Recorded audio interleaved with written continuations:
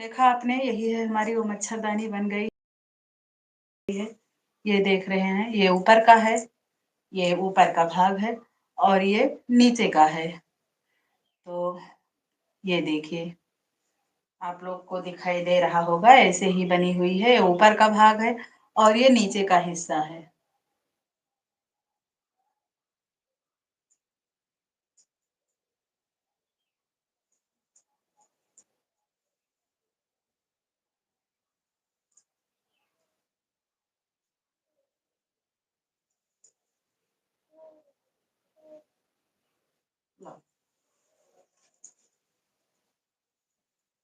थोड़ा सा सिलाई छूट गई है मित्रों, किनारे से चल गई है, तो इसी को हम